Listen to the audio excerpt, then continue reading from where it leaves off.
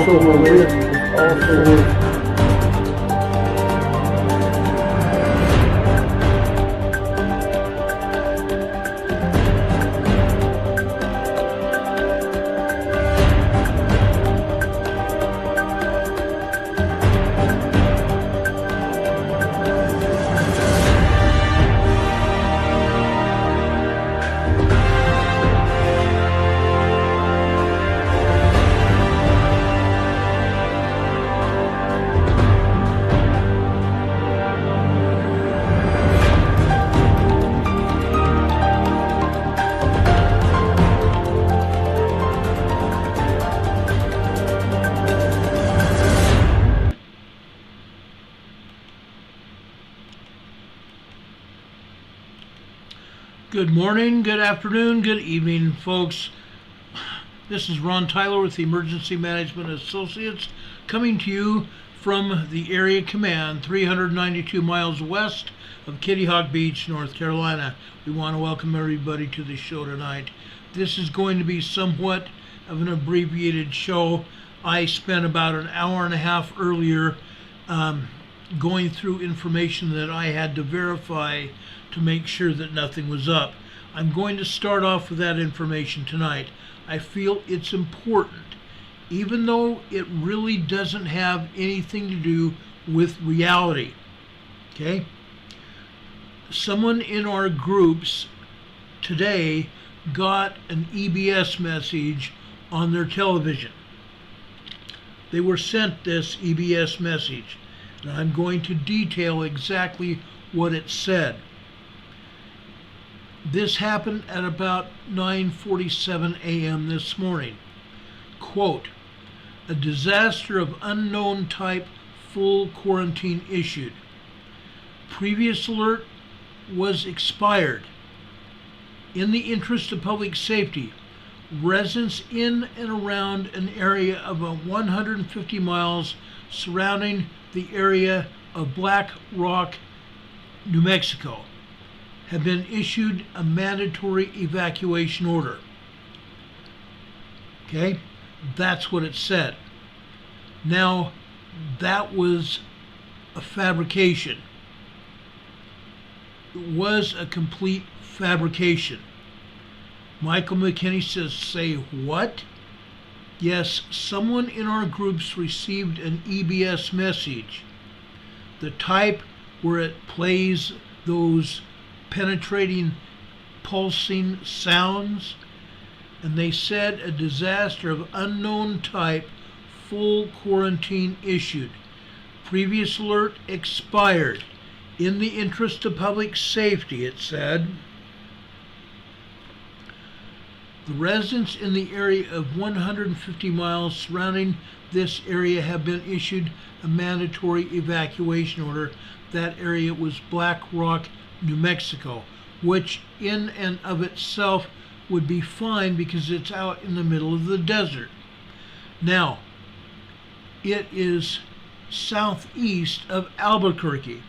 If this had been a true alert, the town of Albuquerque, New Mexico, which was within 150 miles from the epicenter of this supposed disaster, would have been evacuated. I have spent a lot of time going through the information. No one knew exactly the efficacy of this supposed warning. It was not an actual warning. I want to repeat, this was not an actual warning. Okay? The Black Rock Mesa Research Facility is simply called Black Mesa. It's a fictional underground laboratory complex that serves as a primary setting for a video game called Half-Life. Half-Life. And its expansions of the game. Okay? They've also made a remake of it. The site was the location of the Black Mesa incident, the result of a resonance cascade that would have been catastrophic, with catastrophic ramifications upon this planet for years to come. According to the game, the facility was destroyed by a Mark IV thermonuclear device some day after the cascade. The resonance cascade event that occurred after the insertion of a Zen crystal sample, quote, GG-3883, unquote, into the anti-mass spectrometer at the Black Mesa Research Facility by Dr. Gordon Freeman, which caused the machinery to go haywire, culminating in the Black Mesa incident. Black Mesa takes its name from a layer of black lava rock that coated the mesa about 30 million years ago. Visitors to this preserve can hike to the top of the plateau. Oklahoma's highest point is 4,973 above sea level. Mesa del Condero, sometimes called Black Mesa, also appeared on a 1773 Spanish map as Mesa de Seneco, or Senecu, Senecu. It's a basalt mesa that stands out on the east bank of the Rio Grande, over 3 miles southwest of Valverde in Socorro County, New Mexico. Black Mesa is a government-supported agency and receives near unlimited funding from investors and the government. Now, this was a fictional story, but no one knew it. There were people in our groups that thought it might be fictional, because some, I believe, may be familiar with the game. But given the circumstances of the United States and other countries at this point in time, I thought it might behoove us to delve further into this to make sure what we were talking about. Again, that was just a drill, and it was only a drill. Okay? It never happened. It never happened. Now, someone has also remarked that if God does not punish America, he will have to apologize to Sodom and Gomorrah. I believe that. I believe we are in the modes of being punished because people have not acknowledged God. Many people have told God to go packing. Many people have gone and strayed away from God. Some of the people that I have spoken to as of the last few years don't even believe. They don't know what to believe because they have been lied to for long periods of time in their lives. So it's no small wonder that we find our communities, our towns, our cities, our states, and even this entire country in a mode where nobody knows what the right hand is doing. And even at the epicenter of this country right now, in Washington, D.C., we're being led by a man that can just barely hobble, let alone even walk or climb stairs. He doesn't know what is going on himself. He's being led around by the point of his nose. His handlers are the ones that are running this country. Mr. JB doesn't have a little bit of a clue of what is actually going on. Now, yes, I'm going out and talking about some politics right now. And if those of you that are here are offended by that, I'm sorry. But I have felt impressed to address this, and I'm going to continue. Okay? Richard Smith has said here in the chat, I was once lost, but now I am found. Was blind, but now I can see. That's exactly what we should be saying about ourselves. Our eyes should be wide open. Our eyes should be the heck opened. And I'm not just talking about politics. I'm talking about everything. Everything.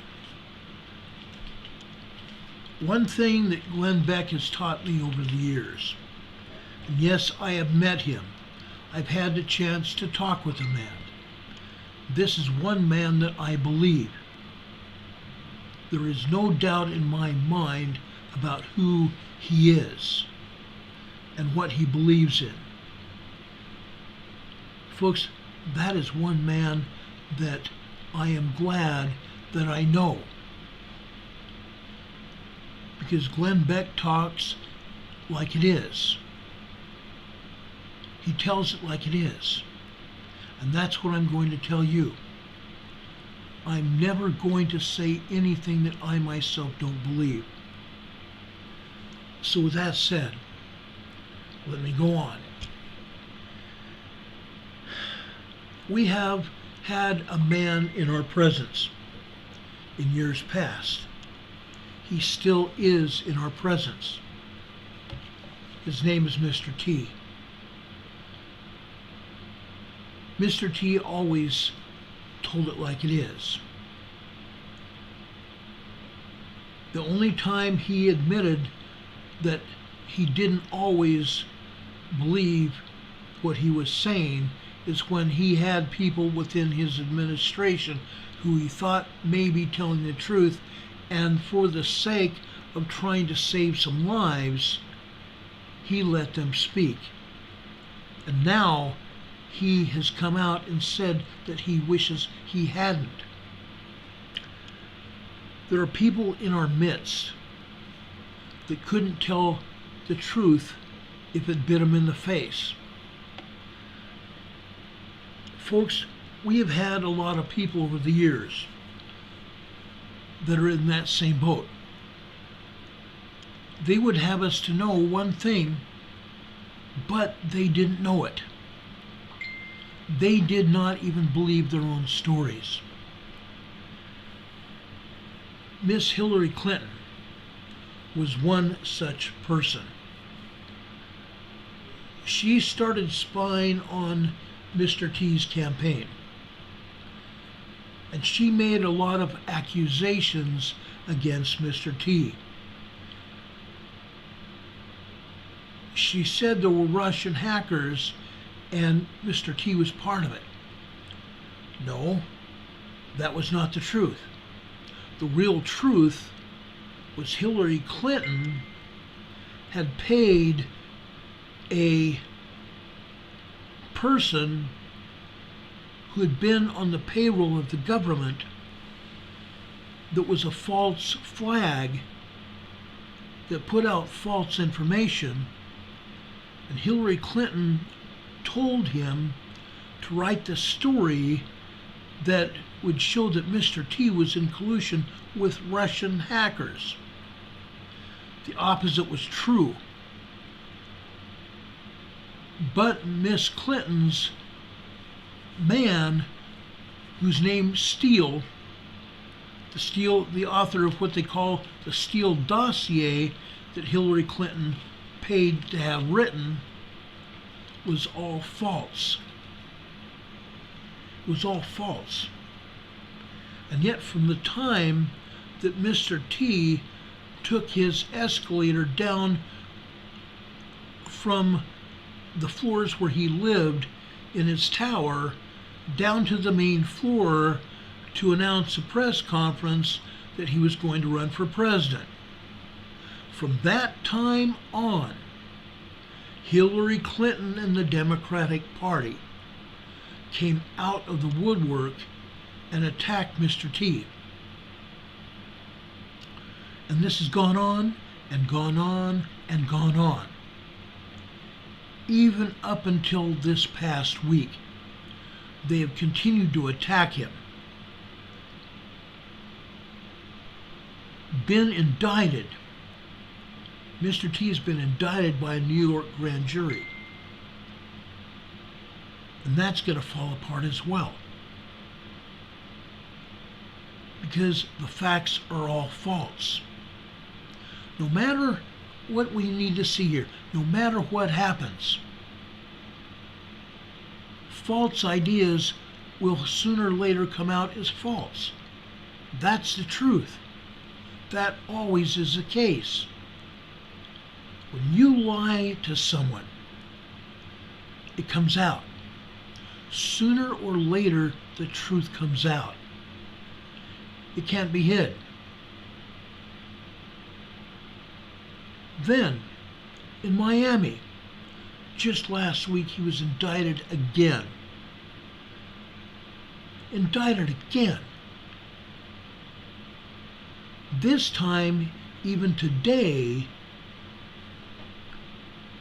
that DA, or I shouldn't say DA, it's a federal lawyer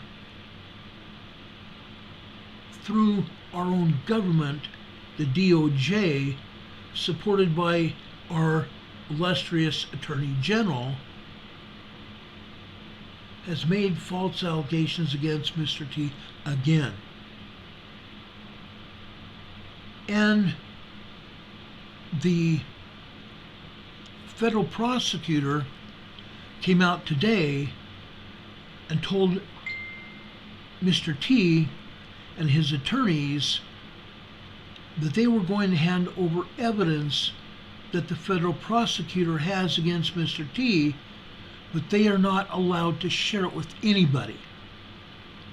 And Mr. T himself is not allowed to see it unless he is supervised by his own lawyers. Nobody can talk about it. Nobody can see it without being supervised. And nothing can be said.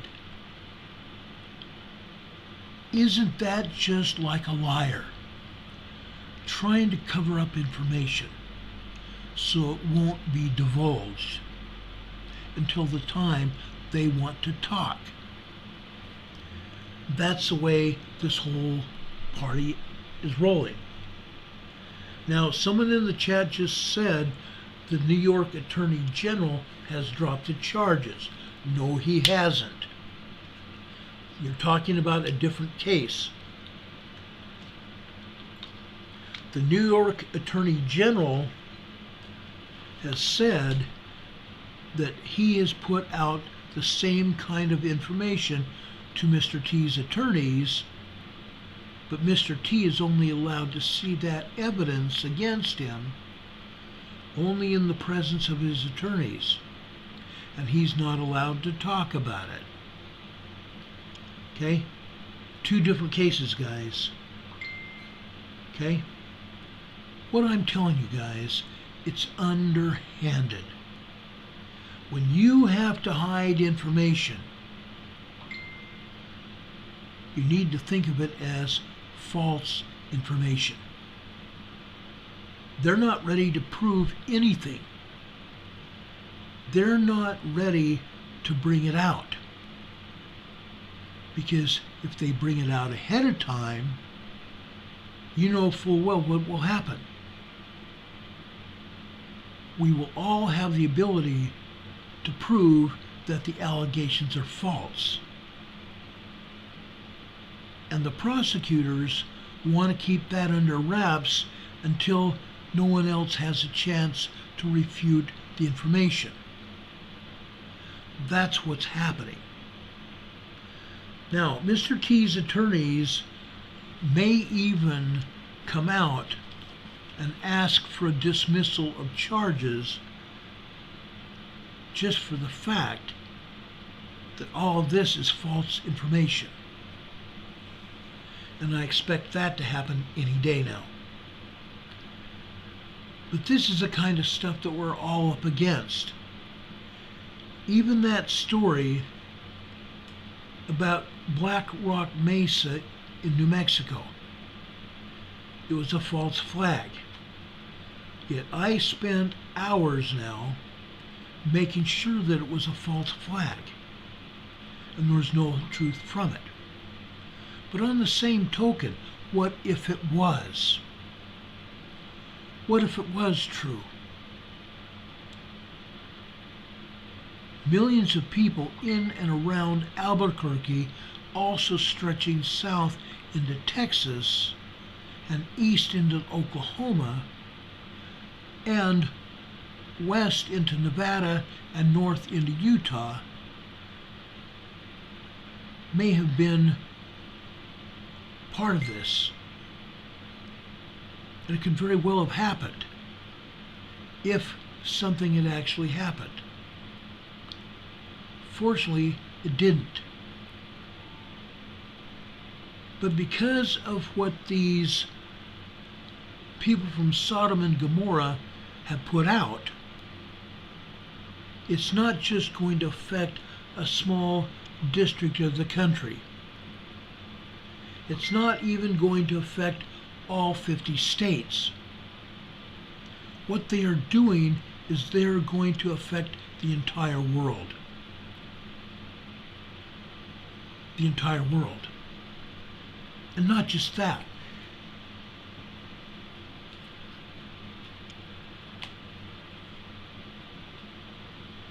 There is information out that the Nord Stream pipeline was taken down by the United States government. Mr. J.B. himself authorizing it. Now there's another story out that says the UKR are the ones that did it. There was a story out for a while that said even Russia had taken out their own pipeline, the Nord Stream 2. And for a while, that makes sense. But no one even knows. I'm trying to give you the information to get you thinking about what is going on in our world. Not just my world, but yours as well. This is a great big deal. Vicky K says Monkeyworks has got a great video proving that we did it. Yes, I've seen that. I've seen the flight patterns of the planes in the area. But now I've also seen flight patterns from other government planes, not just the United States. And not just planes, how about navies? How about spies that planted something on the bottom of the ocean that caused it to happen? There's a lot of information out there, guys. I'm looking at it all.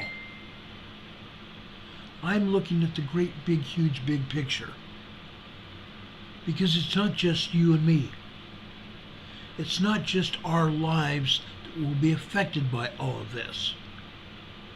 Our children and grandchildren have to live in this world after these people get through destroying it.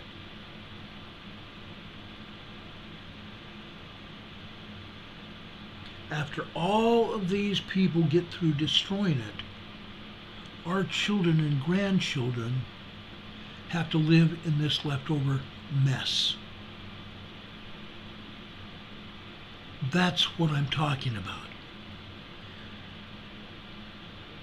Last night, I had a short conversation with my buddy Don, who is a mod on this channel.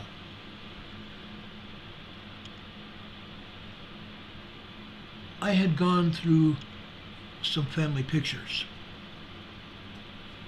And some of my family pictures I showed yesterday during my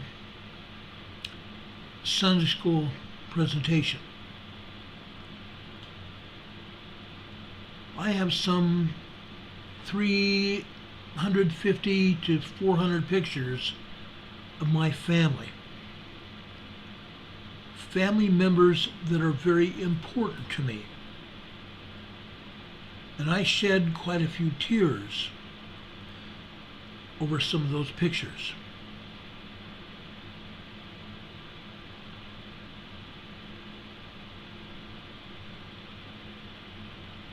I've shared a lot of stuff with all of you throughout the years. Now over 4 years. I shed a lot of tears yesterday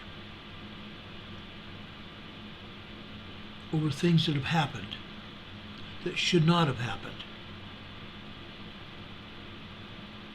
Things that happen throughout our lives that penetrate each and every one of us to the bone. Things that you and I probably not even thought about. And if we have not given those things time to resonate within us. We haven't given those things time to build within us so that we can take action over our own lives and put ourselves in a better spot, in a better position to move forward.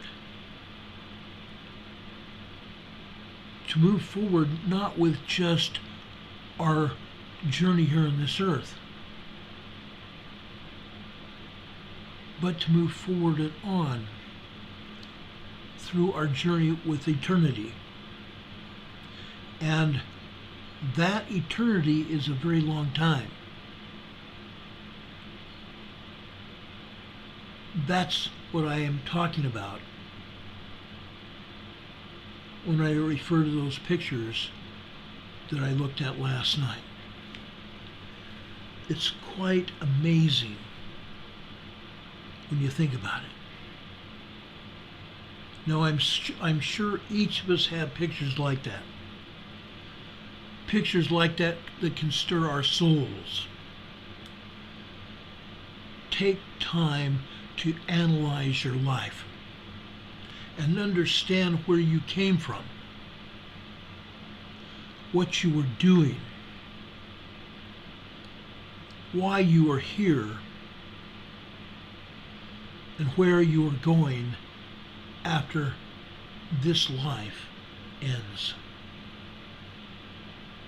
This life may be ending, but there's another wonderful life after this. Are you prepared for that? Are you prepared to walk off of this earth in a new realm and be ready to meet our Savior, to see our Heavenly Father again? Yes, folks, this might seem like a Sunday school class, but I'm trying to give you a full picture of what's going on in our world. That's why we're talking about this. Michael Dominic says, life's not dictated by flesh. No, it's not. It's a big deal. Our life here is a proving ground.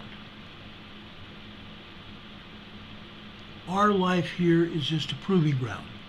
One, to prove to our Heavenly Father in Jesus Christ that we want to return to heaven. We promised them before we came here that we would never forget them, and that we would follow the commandments and thus return home to our Heavenly Father. Are we ready for that? Have we indeed followed the commandments? Have we indeed taken up our journey, keeping up with what's going on around us, so that we can continue to handle ourselves through every predicament that happens, every incident, every position or event that we go through? Are we prepared for that? That's what we're talking about. Having faith in Christ. Having faith in Christ is just one part of the big picture.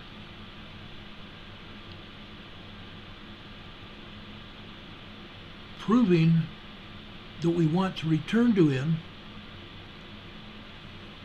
is another part of it. And the third part is enduring to the end. And all mixed in that great big huge barrel that we just got through explaining, all three parts. We're supposed to learn something as well. We're supposed to learn something. And that is to help one another. To understand what's going on and help one another.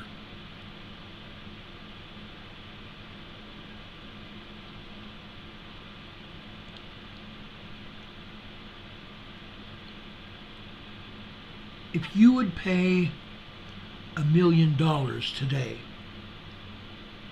to have whatever desire that you wanted to, $200,000, $2 million, $200 million, what would it buy you?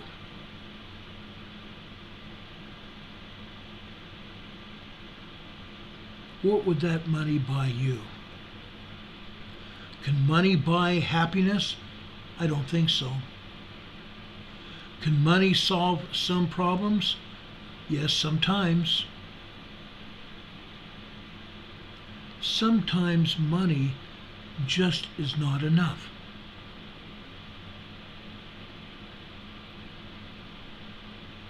Sometimes money is not enough. Sometimes money doesn't mean anything in the overall scheme of things. What are we doing with our life? During the past 4 years, I've been talking about earthquakes. I have been trying to help people. We've talked about storms. We've talked about earthquakes. We've talked about explosions. We have talked about food contamination. We have talked about our food chain literally being destroyed.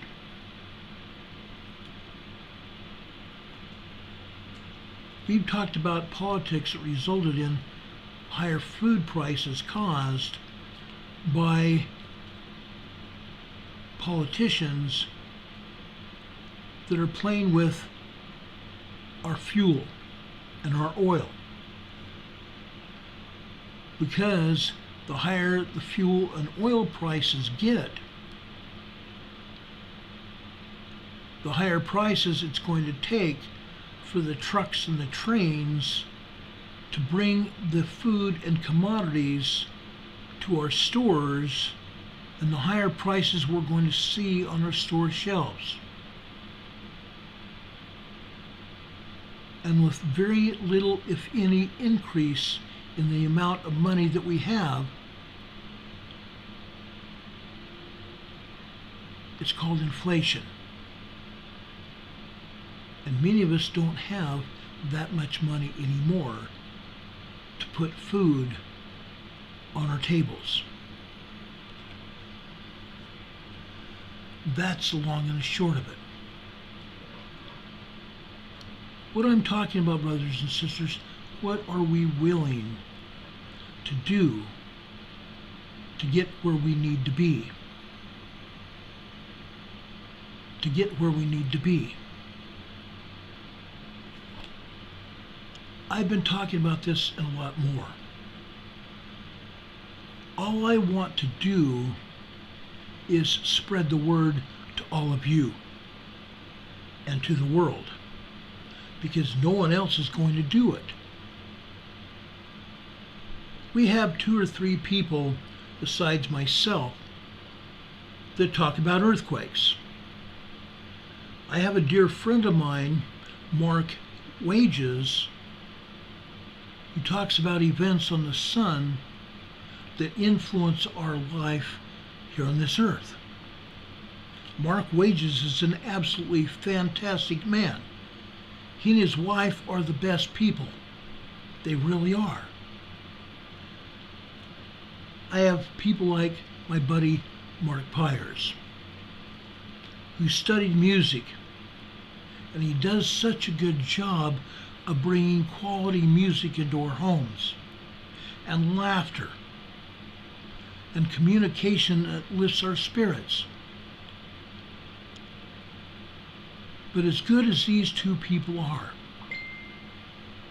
it takes all of us working together to help each other. And that's where we're at. It takes all of us working together, lifting the plow, setting the plow in the soil, and doing whatever we can to make sure that what we've done is good enough.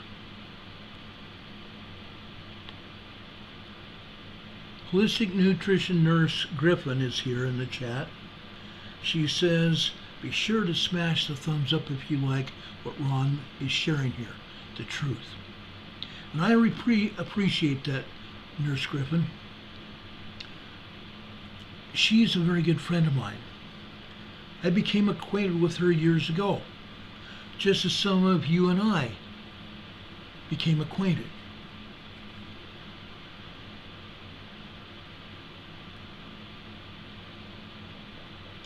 She helps promote this channel as many of you do, which I greatly appreciate. When I lost my last channel because of politics, I believe it was politics that caused that channel to go away, a lot of people came back, but not everybody. I had 25,000 subscribers. And I don't like to talk about just those people as subscribers to our channel. Those 25,000 people were family members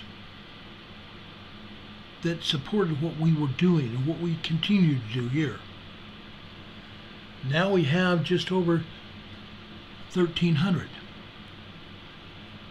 Please, folks, please share our message with everybody you know.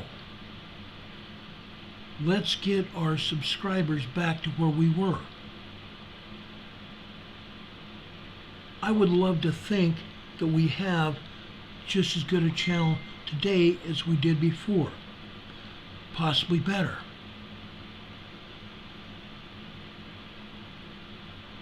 Folks, we are here to do it together.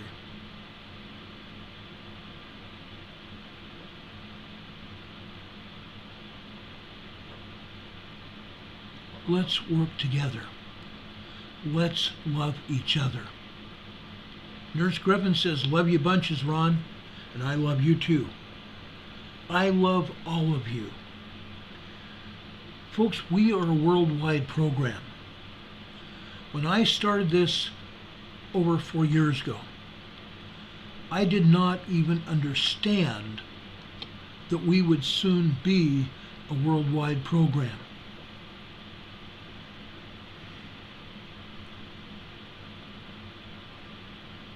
Thank you, Rob. I appreciate that.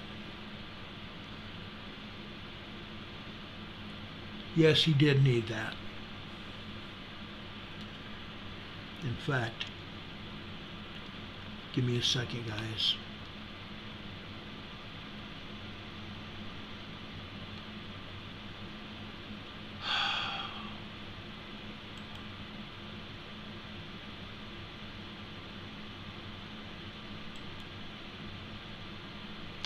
Now he's gone. I don't think he'll be back.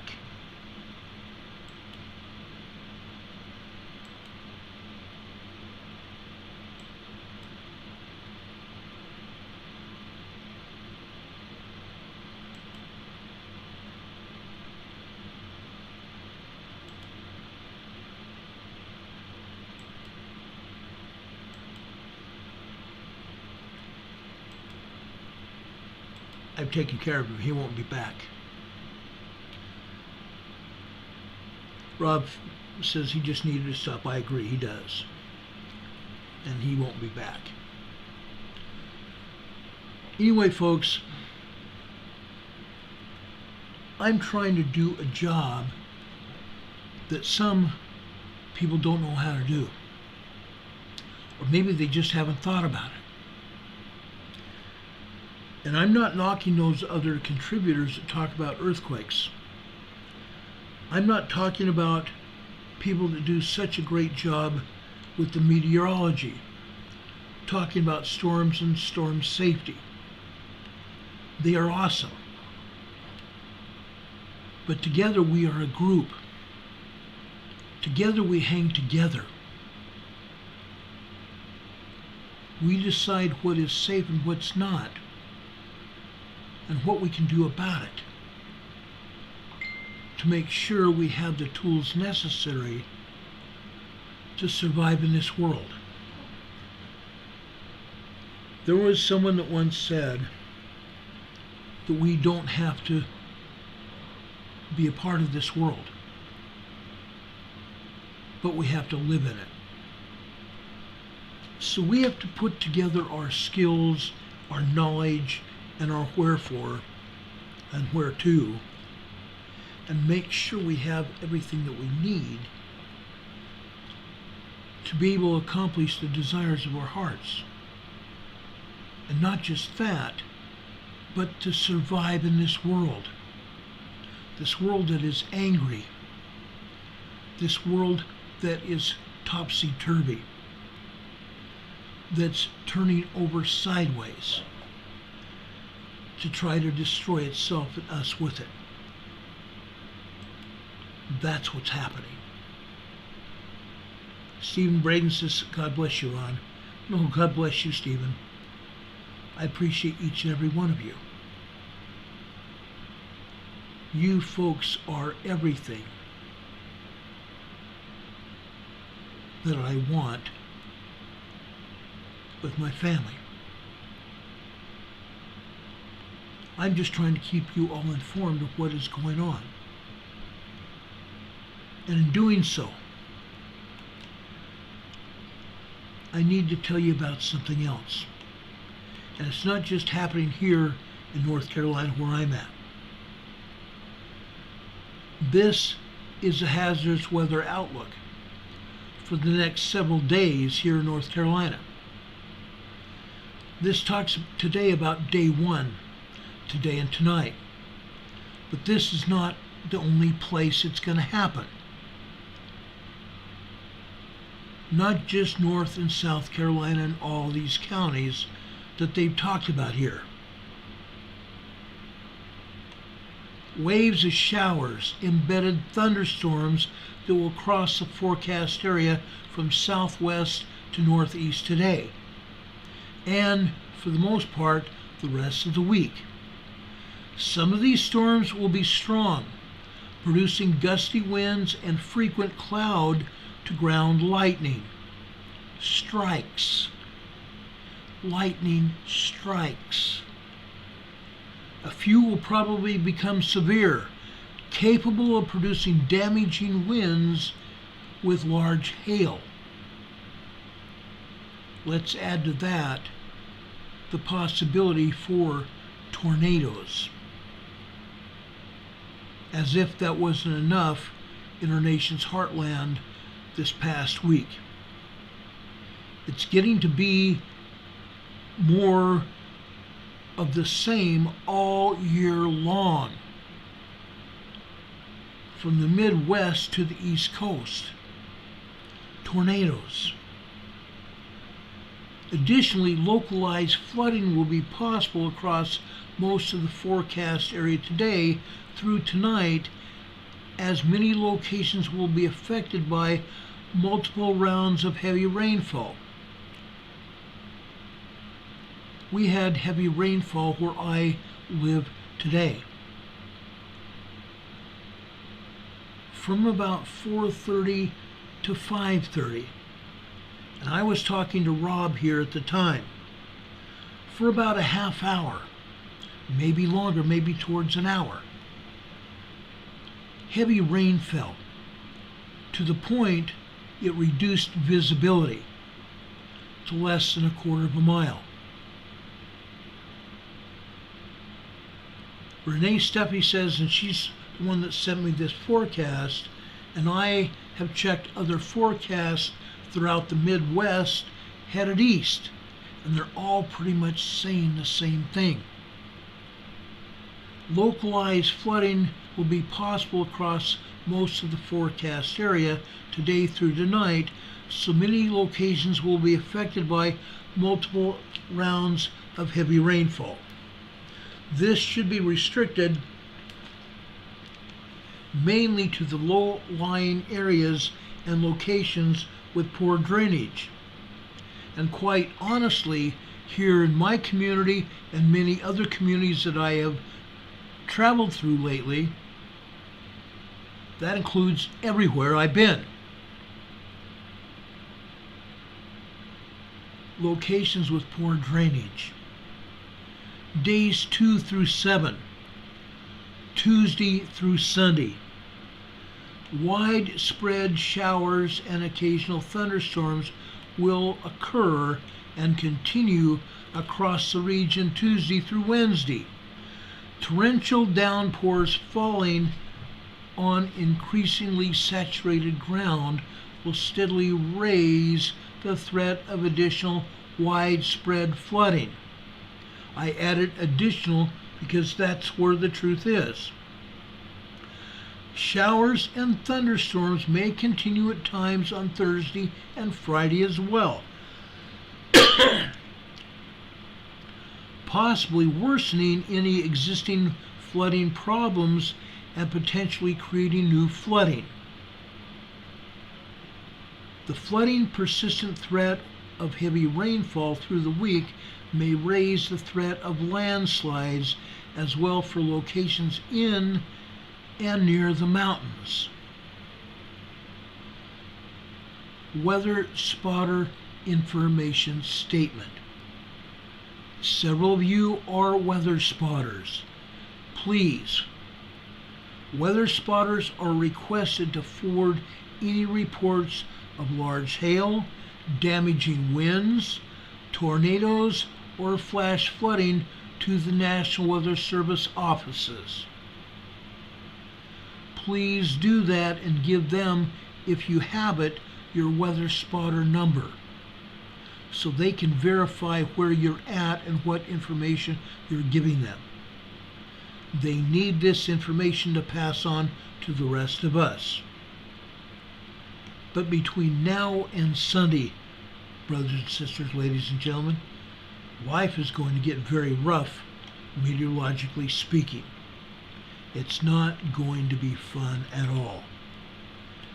Then when that occurs, other people are going to have just the exact opposite that's hitting them.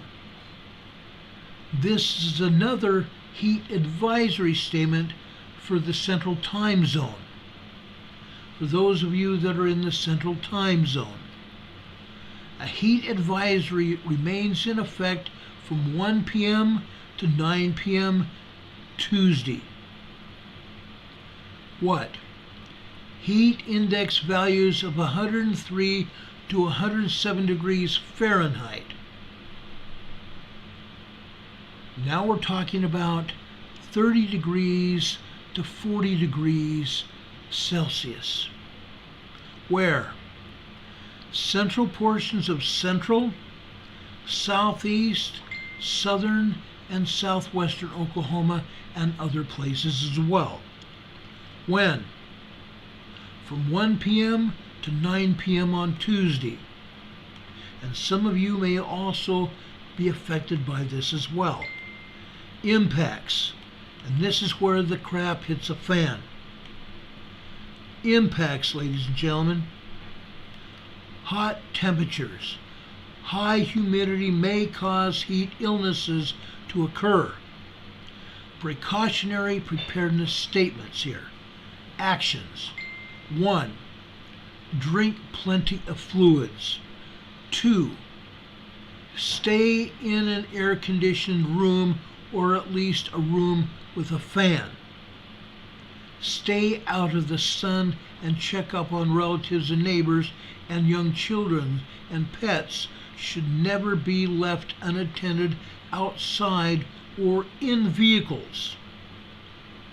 I've added a little bit here.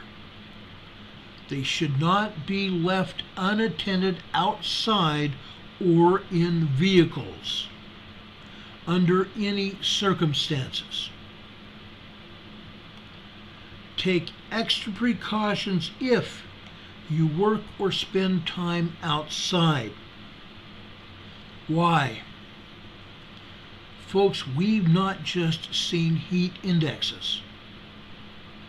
I've seen KP indexes from the sun upwards of KP10, which can be dangerous. Anywhere between KP6 and KP10 could be dangerous. So if you have to be outside, make sure you're wearing clothing that will help protect your body from the harmful rays of the sun.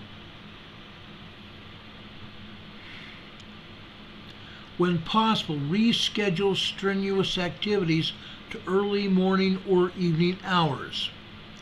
Know the signs and symptoms of heat exhaustion. Heat stroke. Wear lightweight and loose-fitting clothing when possible to reduce exposure, to reduce risk during outdoor work.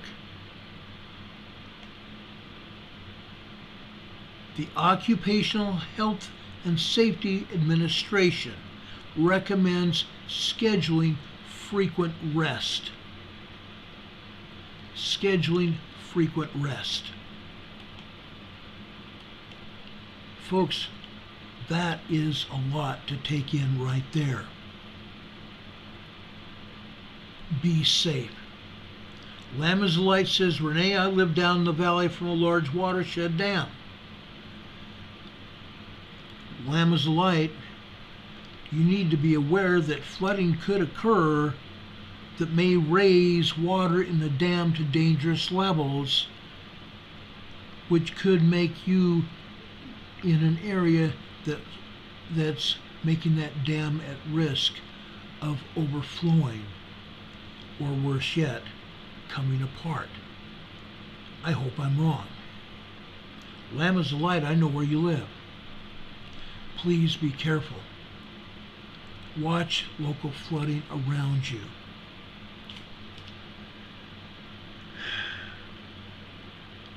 Now, speaking of which, Lamazolite lives in, I think, basically a pretty good area. But her town this weekend had a real tragedy occur. There's an area of the town where she lives, and this does affect most of us. Because the people in her town were celebrating Juneteenth. One person was killed. Quite a few others ended up going to the hospital. While they were while they were celebrating Juneteenth, someone opened up with gunfire. Pop, pop, pop, pop, pop, pop, pop. Stopped for some seconds and then started again. One person was killed. Some were transferred to the hospital with non-life-threatening wounds, and others transported themselves to local hospitals for medical attention. Please, folks, know where you're at. Don't put yourselves in harm's way. Please. Even in some of the best areas, things might turn out not well. Just outside of Chicago, the same thing happened. The Juneteenth celebration was taking place at a strip mall, and some dirtbag came out of nowhere and started shooting, killing and injuring people. Neither of the people here in North Carolina or Illinois who perpetrated this nonsense have been apprehended. If there's anybody within the sound of my voice that has information, call your local police departments and give them tips on who these people are or where they can be located. They have to be taken off the streets. Texas lady said, we had a train derail a few miles south of me. It was the engine and it didn't turn over the cars. It wasn't major, but not sure why it happened. Texas lady, that's happening more and more frequently. Over in a town that's just northeast of Denver called Commerce City, Colorado. I believe it happened on Friday. A train derailed right next to an oil refinery just outside of Denver.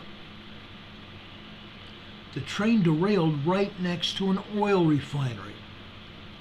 Fortunately, no one was injured, and the derailed cars were empty, so there was no environmental hazard. But the rails remain to be fixed. The train car damage has to be repaired, and the train has to be put back on the tracks to do anything with it. Let's hope the railway companies are getting smart. Not just fixing the train where it derailed, but making sure our trains stay on the rails around the entire country. Michael McKinney says the rails are in a poor state of repair a lot of places. You're absolutely right, Michael. We ought to be calling our railroads, all of us, ought to be calling our railroads. When this first happened in Ohio, I wanted to believe that it was all fake. I wanted to believe that the railroads had done their best. That wasn't the case. That wasn't the case.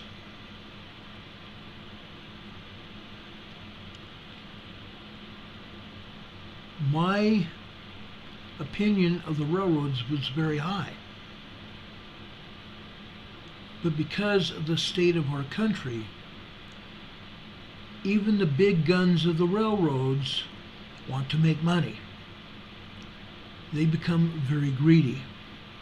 And when that happens, they take money that should have been spent on repairing train cars and repairing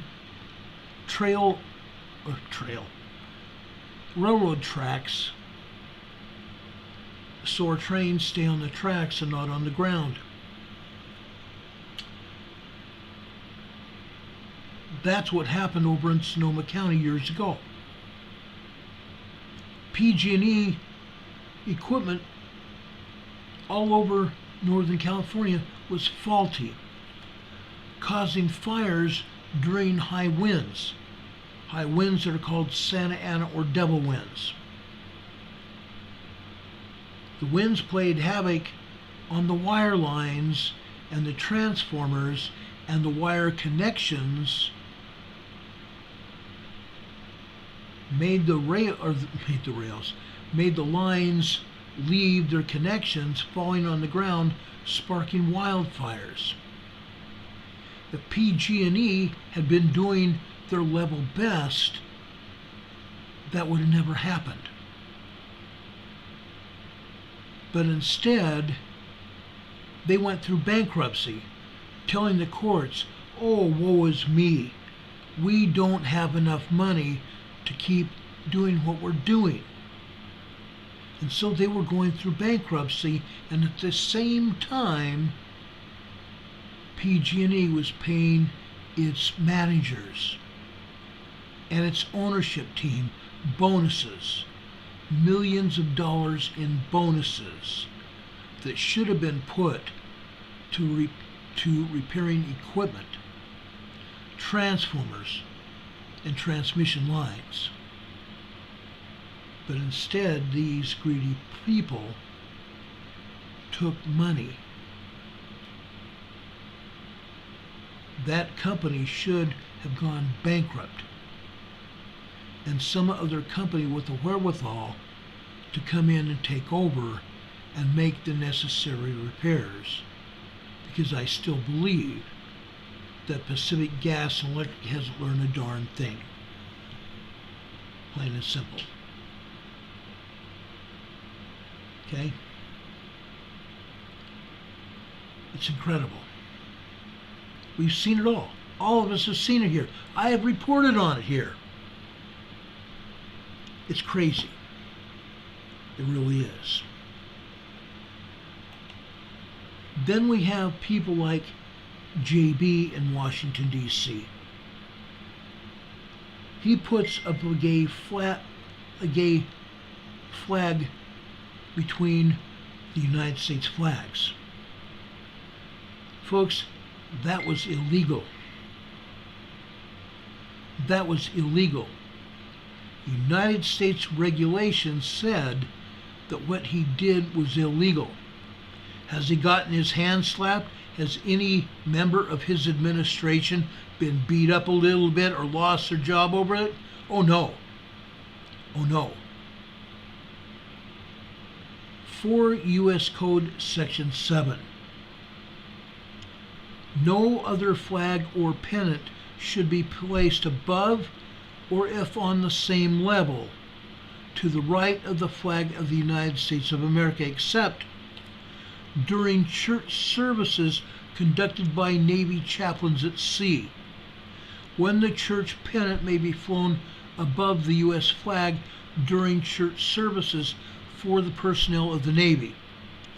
No person shall display the flag of the United States or any other national or international flag of the United Nations or any other nation or international flag equal, above, or in the position of superior prominence or honor to or in place of the flag of the United States or any territory upon possession thereof. Yet that's exactly what Joe Biden did. Then he held a news conference, inviting the mainstream media to his gay pride event, saying that those young people were the best young people of us, you and I.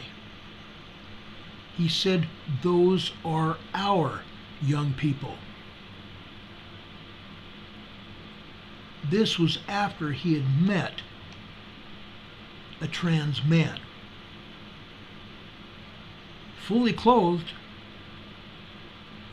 where that man and several of his cronies went out on the south lawn and stripped in front of the cameras and bounced their fake boobs in front of the cameras, desecrating the south lawn of the White House. If this had been any other president on any other day, those people who did that would be in jail. One, for desecrating the property of the White House, and two, for obscene and denigrative behavior. Disgusting is just one word for it. Yet Joe Biden said, "Oh, these are our best young people from our family." Sick and disgusting. Yet they're doing whatever they want, regardless of the violation of federal law. Sorry, let me get another drink of water. Yes, I've talked a lot of politics tonight, but I'm disgusted. Renee Steffi says, makes me want to puke. Oh yeah. Oh yeah. Me big time. Big time. Now, let's talk about some earthquakes. Let's talk about some earthquakes. Let's talk about this big earthquake that happened today. A 5.9 magnitude earthquake. Whenever I see a 0.9, and I've talked about this before, whenever I see a 0.9, it means USGS has not done their job. When I see a 0.9, it means that this earthquake was larger. Because heaven forbid the United States Geological Survey does its job and shows exactly what happened. In this case, this wasn't even the half of it. Let me show you this. See that earthquake in that blue circle? That's a 5.9. We have two 5.0 earthquakes here as well, and a 4.7. One of those 5.0 earthquakes was a pre-shock, a foreshock of the 5.9. The 4.7 and the 5.0 left over are aftershocks of the 5.9. And those are only the earthquakes that they are showing us here. Folks, there are a lot more. This was actually a 6.0 plus earthquake. Now, if you look out towards the coast, okay, where these earthquakes happened is actually an earthquake fault. You can see that red earthquake fault just below that. So these earthquakes are on a fault zone, aren't they? One of 7 different faults. One of 7 different platforms on the earth that are subducting one under the other. One subduction zone subducting under the other, subducting under the other, and subducting under the other. Just to the north of these earthquakes, out by the ocean, there are good-sized towns. And I'm talking towns of probably several thousand people. Yet, there was only 5 felt reports to this major earthquake. I shouldn't say major, I'm sorry. It was not a major. It was a 6.0 very strong earthquake. A 6.0 very strong earthquake. They said only 5 people felt it. I find it just a little bit hard to believe. Earthquake happens everywhere, don't they? See that blue earthquake here? This is today. That 6.4 earthquake that we have represented here is just one of 2 6.4 earthquakes that hit here at the mouth of the Gulf of California, between Baja California and the Mexican coastline. But that's just part of the story. There wasn't just 2 6.4s. There was also 2 6.6 magnitude earthquakes. So now we have not just one that's shown here. We have a total of 4 very strong earthquakes that hit here on the San Andreas Fault. Yes, this red zigzag line here going through the Gulf of California is the San Andreas Fault. This seismic energy has been moving its way north from southern Mexico along the San Andreas Fault. Folks, this seismic energy is moving north. Let me show you another map here, just to give you a good idea of what we're talking about. Guys,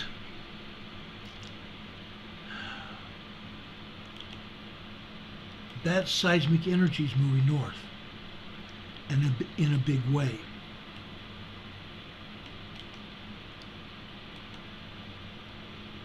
Let me open this other map here.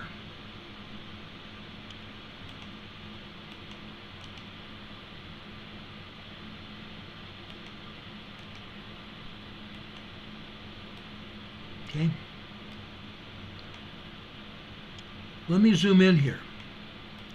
Again, this earthquake here that we just showed you has been taken down because it's been up over 24 hours. They took the 2 6.6s down within 12 hours, which is a violation of their own rules. Heaven forbid that they're honest with the public. 2 6.0s and 2 6.4s hit in this location. The earthquake that's left here is only one of 3 other aftershocks. This is a 5.2, also on the San Andreas Fault. Now folks, all this seismic energy here has been moving up the coast of Mexico from southern Mexico. Look how long the San Andreas Fault stretches through the Gulf of California.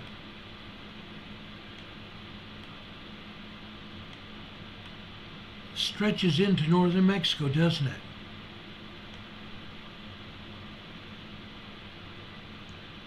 Stretches through the Gulf of, or through the northern Mexico. Okay? Right here. And yes, I have gone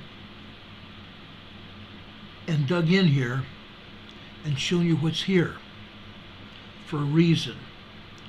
This is Cerro Prado volcano.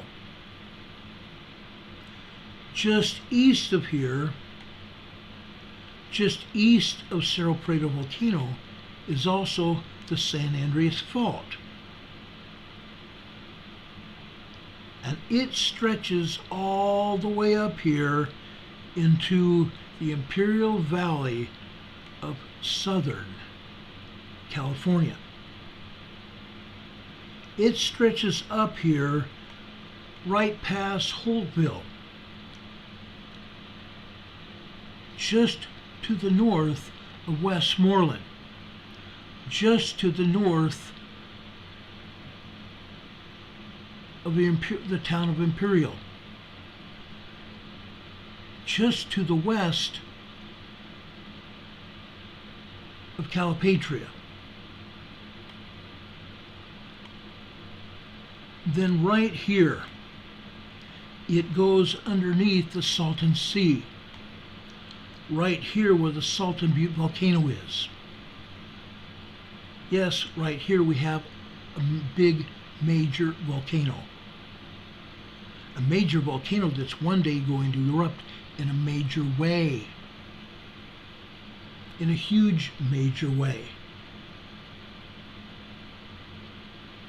But the San Andreas Fault goes up here. It comes out underneath the Salton Sea right here. This is Bombay Beach, where we've seen small and moderate earthquakes here the last year and a half, maybe a little bit longer than that. Small to moderate earthquakes on the San Andreas Fault. Are those of you that live down here in the Imperial Valley ready for another major earthquake? Our dear friend Juanito, that's here in the chat, knows exactly what I am talking about. He lives here. He lives here along with many of you that watch this channel. Some of you live in Imperial. Others live near Holtville or Calipatria.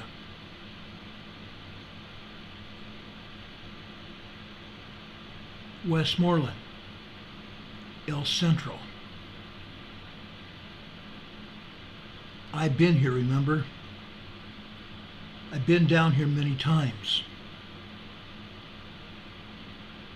This area suffered a 7.1, 7.2 earthquake in April, on April 3rd, 2010.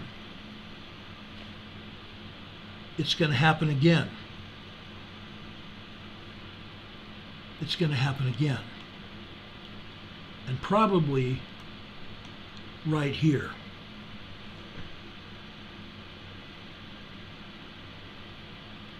Guadalupe, Victoria, Mexico, at the U.S.-Mexican border. Rebecca Griffiths, I'm sorry your stomach hurts. God bless you. God bless you. A very strong earthquake's coming. I'm not issuing a warning, but I'm also issuing an earthquake watch for a possible very large earthquake to come up to this area within the next 3 to 10 days. We'll see what happens. We also have a good sized earthquake here. This is a 2.1 minor earthquake. Borrego Springs. Folks, if you didn't know it before now, Borrego Springs is in northeast San Diego County. Borrego Springs was designated by the state of California years and years ago to be the Anza Borrego Desert State Park. Look at all these earthquakes that are hanging out here. Yes, we've had a 5.2 magnitude earthquake hit here just a few years ago. We're going to see that again too. USGS first said and downgraded to a 4.9. No, it wasn't. The people that lived up here in Borrego Springs, the Anza Borrego Desert, the people that lived down there in the Imperial Valley know for a fact that it was a large earthquake. But the agency won't admit it. Terrible. It's called insanity. Insanity. We have another earthquake here. This is just south of the border. Right alongside the border, but just south of the border. This is a 1.10 tremor in Tecate, Mexico. And actually, this is just 10 miles north of Tecate, which puts this in the United States. Puts this earthquake in the United States. Okay? But all these other earthquakes aside, this is Julian with a 2.0. Julian ought to be paying me to give them commercials for everybody to storm Julian for hot apple pie and apple cider and ice cream on beautiful warm days like today in Julian. In the wintertime, Julian has snow all over the hills. In the fall, they have apples. Fall, winter, and all year long, they have apple celebrations and hot apple pie right out of their ovens, and hot and cold apple cider and fresh vanilla ice cream a la mode for the apple pie in Julian, California. Yes, they do get tremors and earthquakes. Granted, Julian is a beautiful little town with shops and restaurants and hotels. You ought to visit. It's a beautiful town. This is a 1.5 in Ocotillo Wells. Just south of here is Pine Valley, also in San Diego County. Pine Valley is a semi-wooded area, kind of forest-like. Still a beautiful area in San Diego. North of Julian, this is another one that's 8 miles northeast of Julian. It's a 0.9, 1.0 tremor. Over here, and this is on the Elsinore Fault. This is Lake Henshaw, California. My old stomping grounds, just northeast of Escondido. I used to live in Escondido, and I used to go fishing here at Lake Henshaw. A great place. Shops and restaurants and bed and breakfasts and hotels and camping areas. Lake Henshaw is a great place. But this is 0.2 microquake here on the Elsinore Fault. Northeast of there. This is a 0.9, 1.0 tremor. Okay? It's not right on top of the Elsinore Fault, but it's close enough. And north of that, this is a Guanga. Okay? Why do they call it a Guanga? I have no idea. This is North San Diego County, just before they get up into Orange County. We go northeast. This is the Anza Gap. This is a 1.3. This is 0.2 microquake. Northeast of here, also still in the Anza Gap, is 0.7 microquake. North of here, this is 0.6 still in the Anza Gap area. Okay? The Anza Gap. Okay? Part of the Anza Borrego Desert State Park. Full of earthquakes and tremors all the time. Over here is Valdese, California. Woohoo! Okay? Orange County, California. This is San Jacinto, California. Can you say Hemet? San Jacinto and Hemet? There's Mount San Jacinto and Mount San Gorgonio here. I've hiked both of them. This, folks, is a 1.2 tremor here. Wild. These are just tremors, but this one's on the San Jacinto Fault, as is this one here, Moreno Valley, California. See these earthquakes east of here? The San Andreas Fault, Marengo Valley at 1.1. North of there, Banning with a 1.0. Northeast of there, that's Big Bear. That's a volcano. Over here to this red earthquake, that's Fontana. If I showed you the seismogram for Fontana right now, which is Cal Electric, this is a 1.5 tremor, but I will bet you that there's at least 10 1.5 tremors here. USGS lying to us again. Down here, this diamond, that's Home Gardens. Happens to be a quarry blast. This time, USGS is probably right on the money. Look at that. Literally right next to the quarry.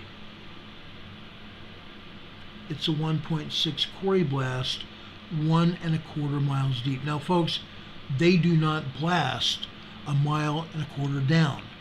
That's actually a tremor at a quarry. Okay?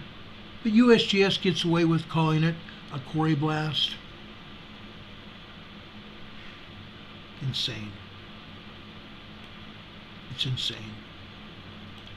Right here, again, Fontana, California. It's not the only tremor there, I promise you. Devore, California, on the San Andreas, 1.0 tremor. Devore's been hit with 5.0 large earthquake before. I was in Southern California when that happened. A lot of damage in Devore, California. This is Pear Blossom, California, with a 1.9 2.0 earthquake. Interesting, huh?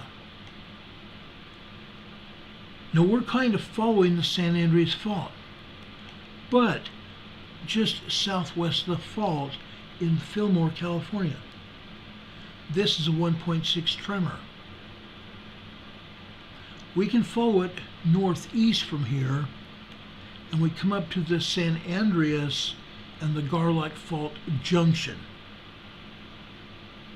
The San Andreas and the Garlock Fault come in together right here.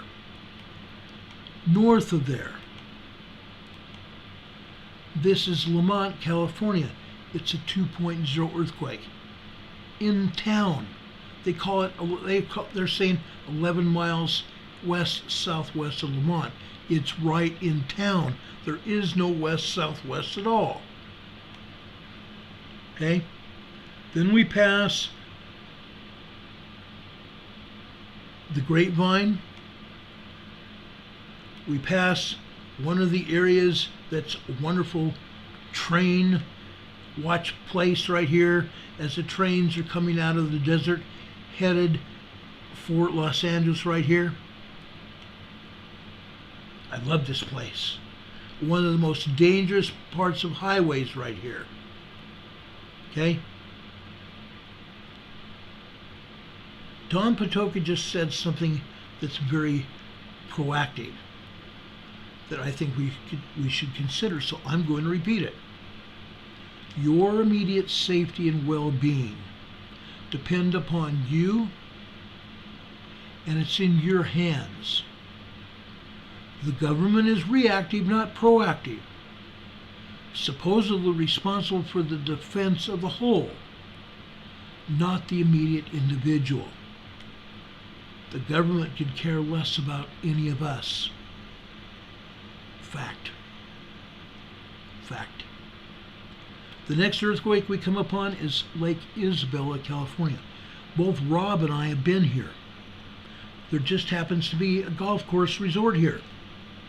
A beautiful golf course. Lake Isabella is absolutely gorgeous, guys. And yet we have a 3.5 earthquake here. A small 3.5 earthquake. Right just north of the Garlock Fault. Then if we go further northeast, this is Kozo Junction.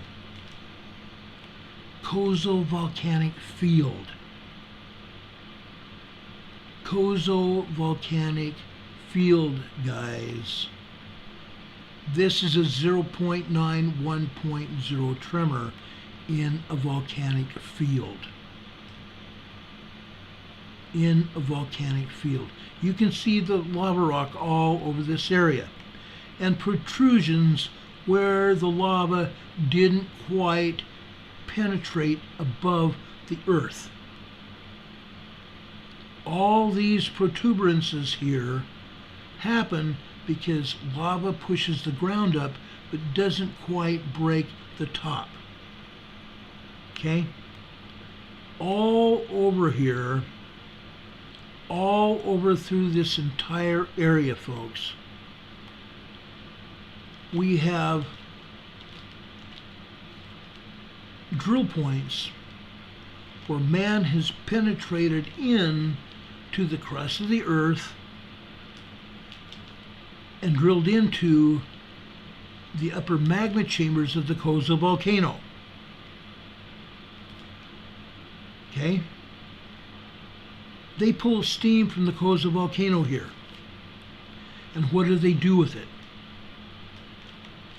They pull steam from the volcano to power turbines to generate electricity out here in California. Turbine facilities are all over here. I've just been looking for them and I can't find them right now. But there are turbine facilities throughout this area. Conduit running all over from the drill points to the turbine facilities.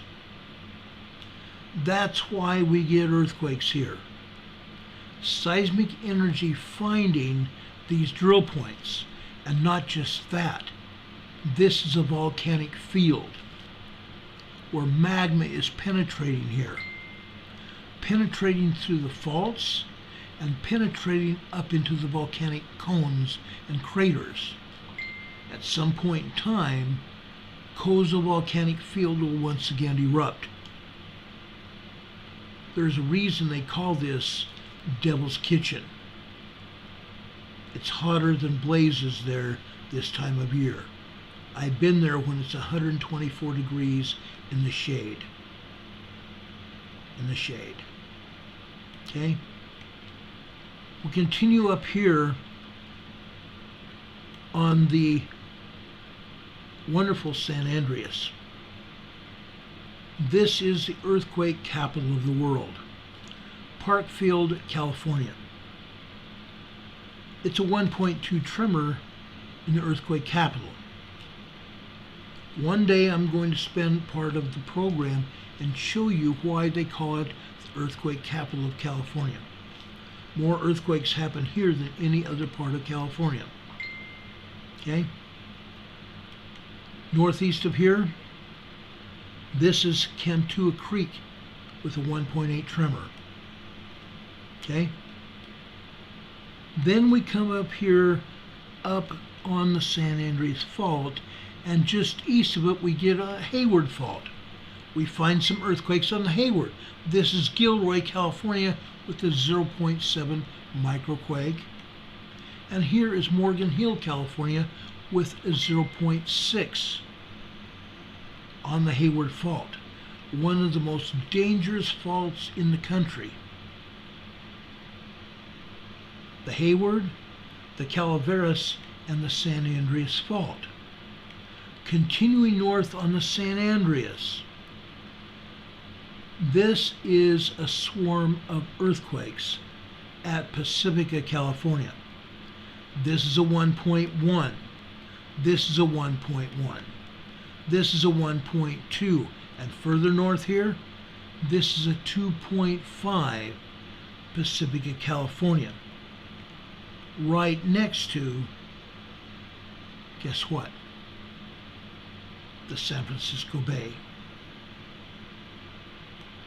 Then the San Andreas Fault continues out here. Continues north. Yes, we have other earthquakes here. This is 100 miles north of the Bay Area. This is the geysers, guys. The geysers.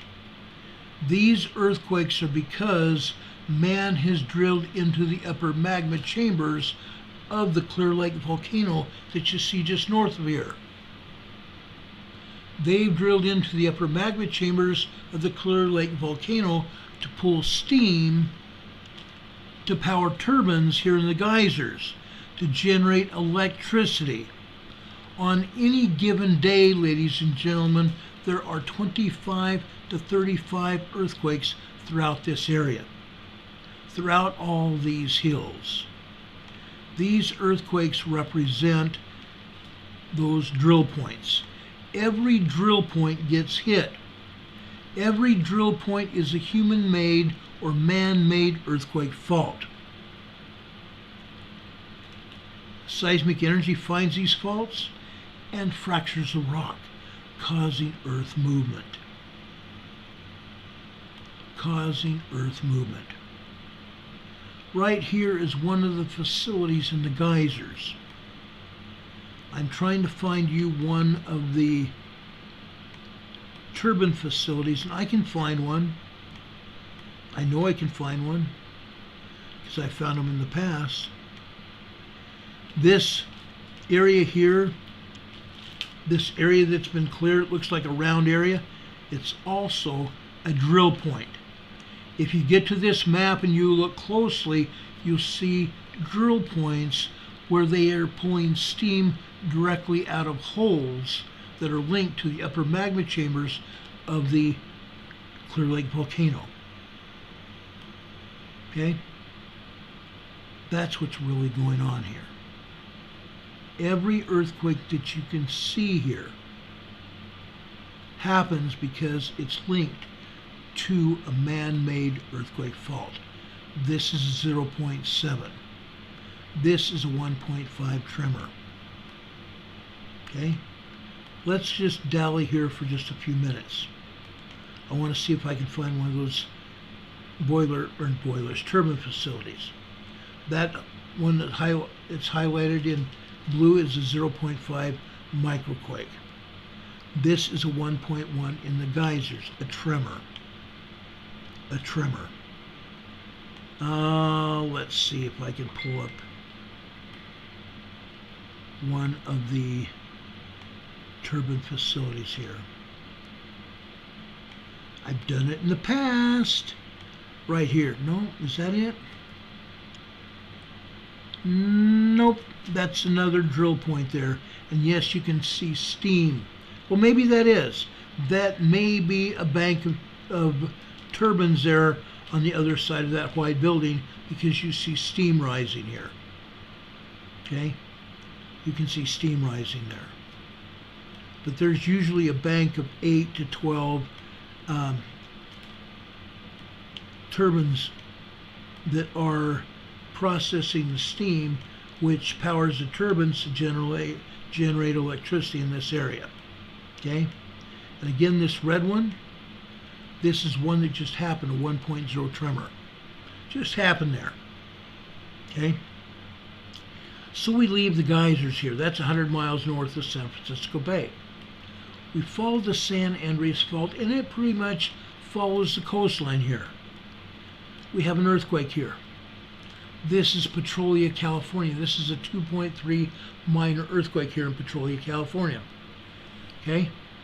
Just north and east of there. This is Fortuna, California. This is a 1.7 tremor.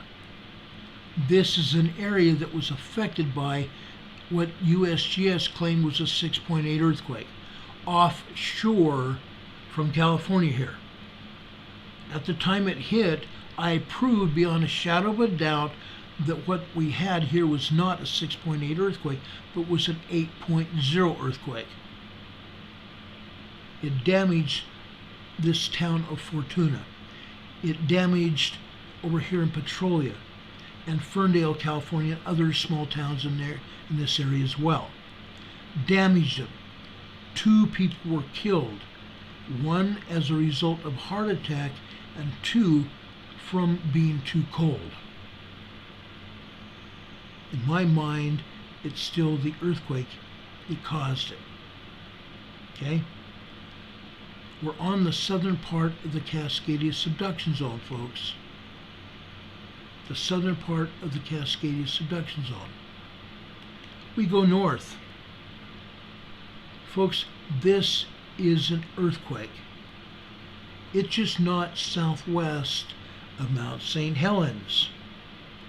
This is a 1.0 tremor connected to Mount St. Helens.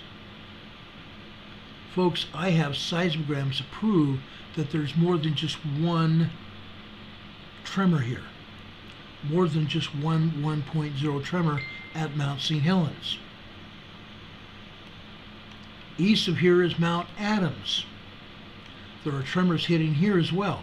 And Mount Adams and Mount St. Helens are steaming. Go figure. Then we go up here to Mount Rainier. Southwest of Mount Rainier, we have another microquake. This time is 0.3, and it says this is 3 miles northeast of Ashford, Washington. Really? It's in the foothills of a volcano, Mount Rainier volcano. Just west of Mount Rainier, this is a 0.4 microquake, just in the foothills of Mount Rainier. Then we go over here. Folks, we have an earthquake here. This is 0.9 1.0 tremor at Mount Rainier. This is a 1/4 mile deep inside the volcano. Inside the volcano, guys. They say this tremor here is 14 miles east-northeast of Ashford, Washington. No, it's not. It's at Mount Rainier. It's at Mount Rainier. Who would have thought? Who would have thought that it's at Mount Rainier? Go figure. Okay. I'm going to show you some seismograms here. What I'm showing you here, folks, is a seismogram coming from Mount Rainier. This is supposed to be Emerald Ridge. Emerald Ridge at Mount Rainier. Guess what? The Pacific Northwest Seismic Network says, oh, we don't have a seismogram for Emerald Ridge. Really? They don't have a seismogram for Emerald Ridge. That's interesting. That is very interesting. Folks, hold on a second. I have something to show you here.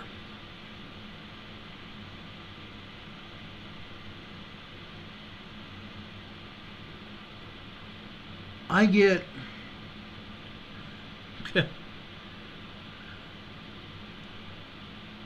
a little perturbed when the agency tells us that, hey, we can't provide you with a seismogram because our seismograms are down.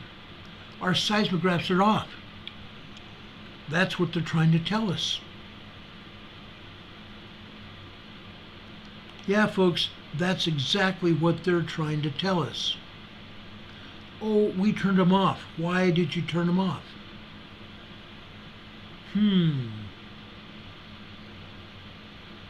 Interesting. Interesting. Why would you turn off a seismograph, especially an important seismograph as Emerald Ridge? Let me show you something else. I find it highly irregular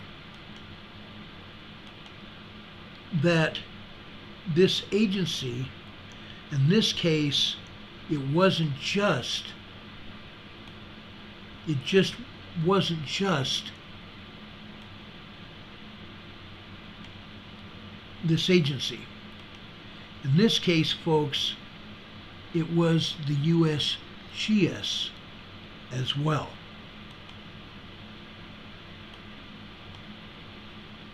The United States Geological people as well. USGS.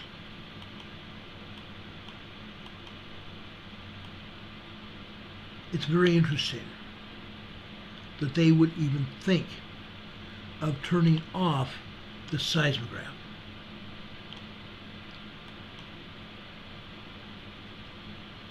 I think not just that.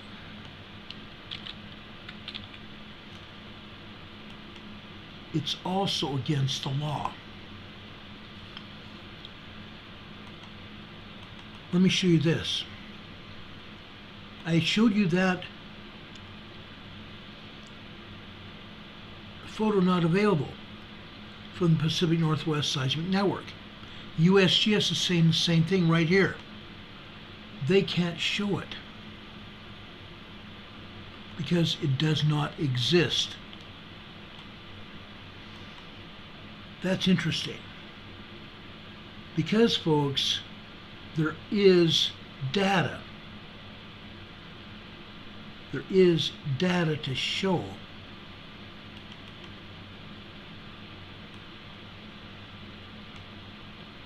that there is these incidents happening.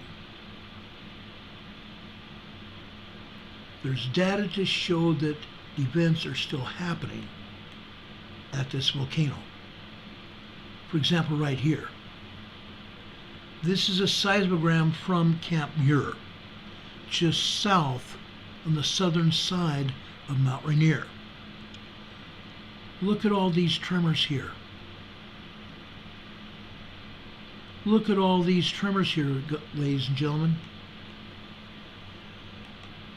This is telling me that there's a lot more data there than they want to show us, right? Oh, heck yes. Heck yes.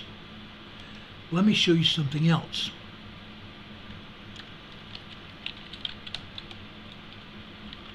Just a second.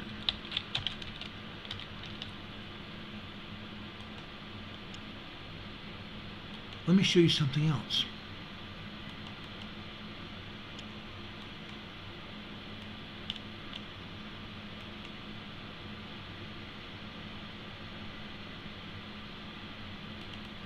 This is Camp Sherman. Okay? This is the USGS seismogram. Okay? Look at all the tremors here. Each horizontal line is 15 minutes long. Each horizontal line here is showing magma coming into the magma chamber. They call them pulse magma signatures. Pulsed magma signatures, P-U-L-S-E-D, magma signatures. Thinner lines represent thinner parts of the magma coming in, not as much magma. The thicker lines represent more magma coming into the volcanic chamber. And when you see the vertical lines going through these lines, those represent earthquakes and tremors. The shorter line tremors, the longer line earthquakes. See this horizontal blue document here? That's what they call a magma churn signal. Magma churn signals, ladies and gentlemen, are usually 23 to 24 inches long. This one here, not inches, I'm sorry, 23 to 24 lines high. This one here is 7 lines high. This means this seismograph that recorded this seismogram has been turned down to 26, maybe 25% of real world. Meaning all of this data you could multiply times 3. And you could probably have a good idea of exactly what happened here at Mount Rainier today. Okay? Those vertical lines coming to the right of that magma churn signal, guys, those are steam signature lines, steam lines. Mount Rainier is steaming. Each one of these vertical lines here represent earthquakes unless there's no dot in the middle of it. If there's a vertical line without a dot, those are steam lines. Steam signatures, small enough that they don't have a curlicue on them because they're too tall or too small. They're too small.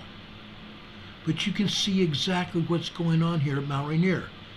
Mount Rainier is very active, regardless of what the Pacific Northwest Seismic Network has to show, which is nothing.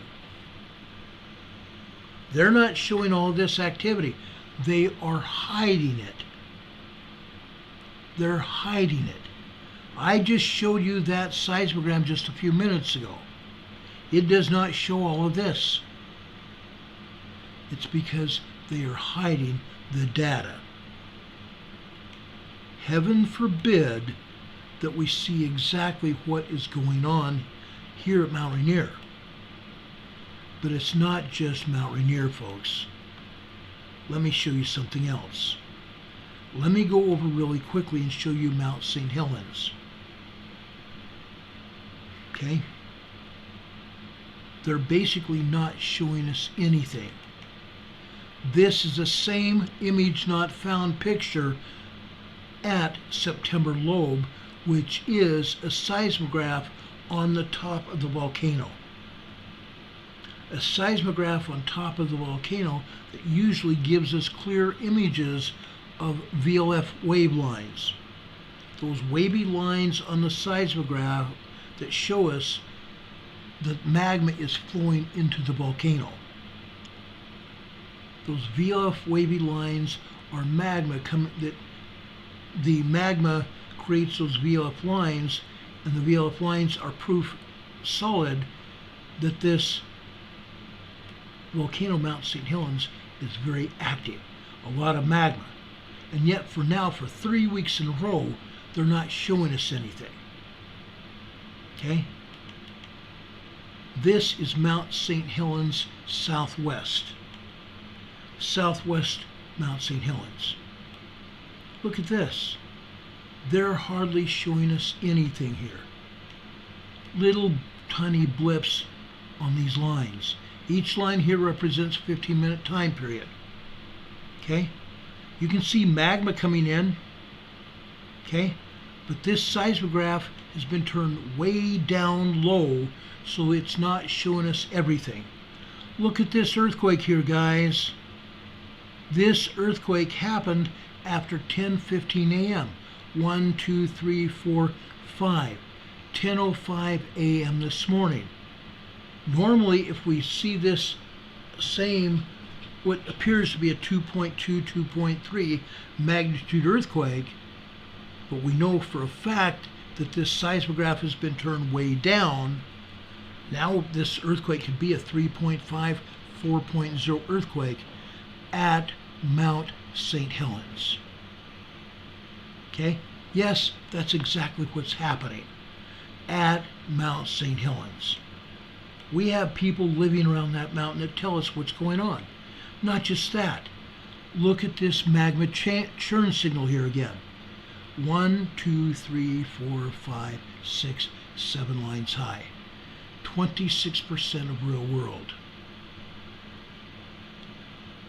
We're willing to allow the Pacific Northwest Seismic Network and the U.S. Geological Survey to tell us that they're only willing to give us just a tiny bit of reality. That's what they're trying to tell us here. There's not much going on here. They sure don't want to tell us, do they? Oh, not at all. But that's not the only place. Let's go down to Timberline at Mount Hood. Okay? This is what's going on at Mount Hood, guys. This is one seismogram. Only one seismogram here. The others don't tell us hardly anything because they've been doctored. They've been doctored. The Palmer Lift seismogram here, the USGS Palmer Lift, non-existent. They turned it off. Look at the activity here. We're seeing magma coming into the magma chamber here at Mount Hood. And just recently, they activated a yellow cautionary activation at Mount Hood because there was so much activity. They took it down within 48 hours later. Guess what, guys? This is a lot of activity at Mount Hood, right? Oh, heaven's sakes, yes. Look at all that magma coming into the magma chamber of this volcano. And there's tremors here. But we look at this same kind of seismogram. The lines are very thin. They don't accurately portray all of the magma that's coming into this volcano, because they don't want us to know the true story of what exactly is happening here at Mount Hood. There's a lot going on, guys. Oh, there's a heck of a lot going on. They don't want us to know what's happening. Okay? One more thing, and then we're going to end this program tonight. I want to show you one more slide here on the USGS map. Okay? Let's take this down here.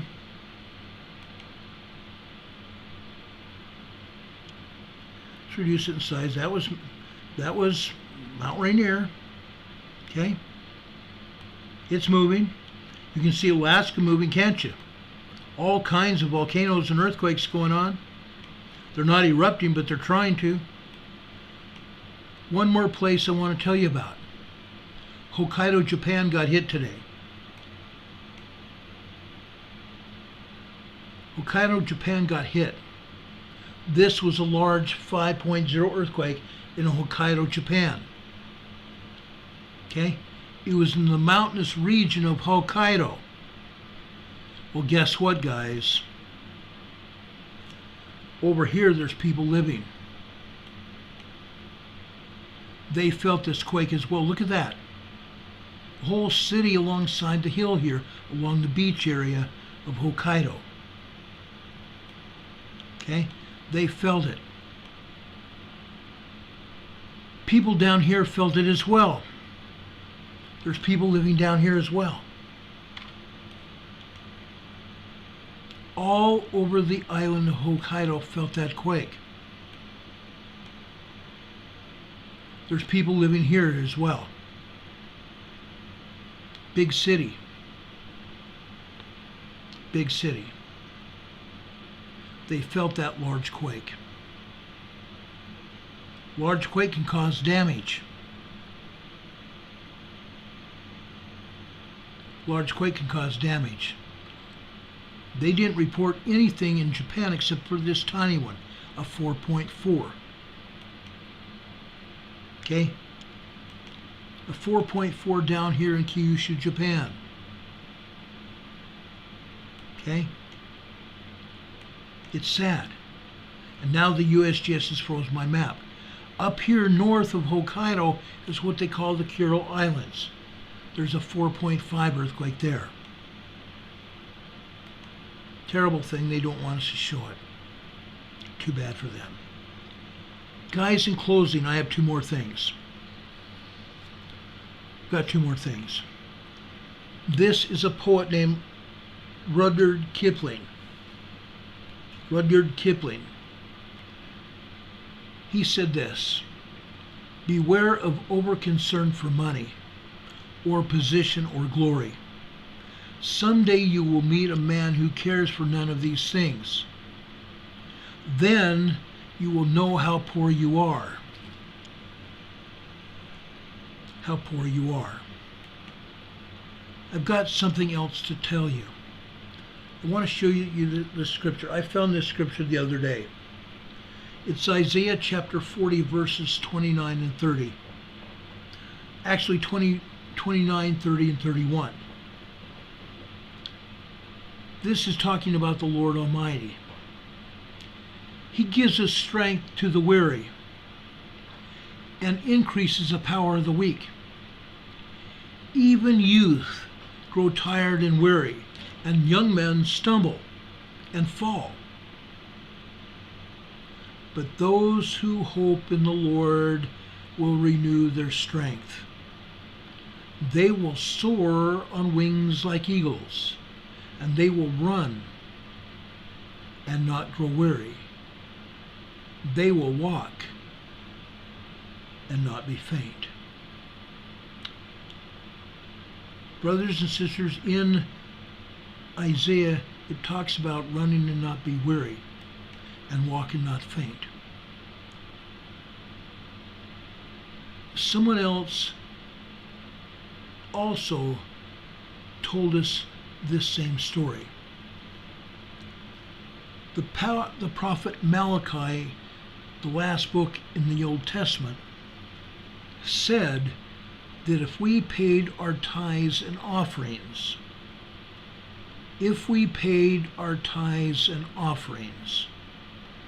then we would be blessed.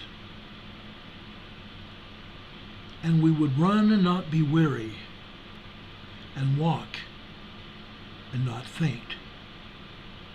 And I, the Lord, will repel the destroyer from among you. That's also a great covenant with promise. If we pay our tithes and offerings to the Lord, He will keep the destroyer from hurting us. Just a thought to people that are listening. Brothers and sisters, I love you. I love each and every one of you. I appreciate your support of the program.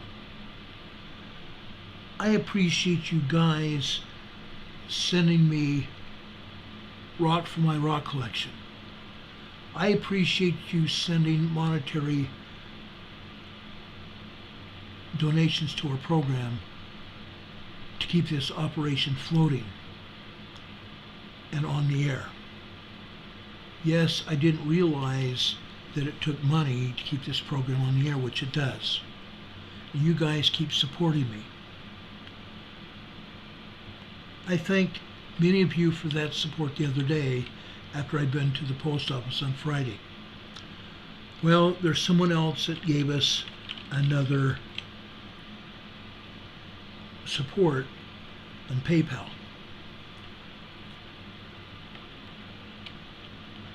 Our friend Donna Howard, who I believe is my cousin, sent us another monetary donation on PayPal. I want to thank her as well. You guys do everything that's necessary to help us keep this program on the air. You guys have also helped me keep the doctors off my back and helping me pay my doctor bills so that I can remain cancer-free. I want you all to know what that means to me. You guys are champions. I live and work among champions. I love and appreciate each and every one of you. I talked to some of you. I haven't talked to all of you. Demon Cat has sent me emails. Rob has sent me emails and we talk on the phone. Dawn all the time sends me things, messages and such, and we talk on the phone. Some of you I talk on the phone, Renee Steffian, and I've actually met Renee a while back here. Really appreciate her as well. Texas Lady, we've talked before. Texas Lady's also sent us donations, which I greatly appreciate, my friend. It all matters. It all matters, and I appreciate you all greatly. I love each and every one of you. And coming to the end of this program tonight, I want to thank you all. I went through a lot of personal pain last night. mentally, emotionally, and physically. And I prayed to Heavenly Father to help me, and He did. Rob just gave us another $10 super chat. Thank you, Rob. God bless you, brother. I love and appreciate you too. I love each and every one of you. Kremlutz has also sent us donations. Thank you so much. He says, I will send you a cut sample.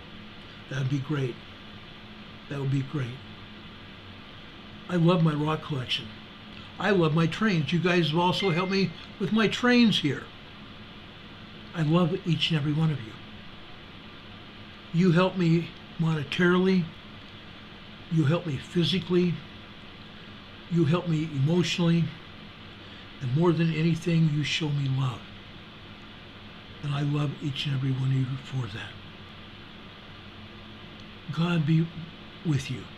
May God bless you and keep you, even in the palms of His hands. And I mean that, for I know He does that. God be with you this day and always.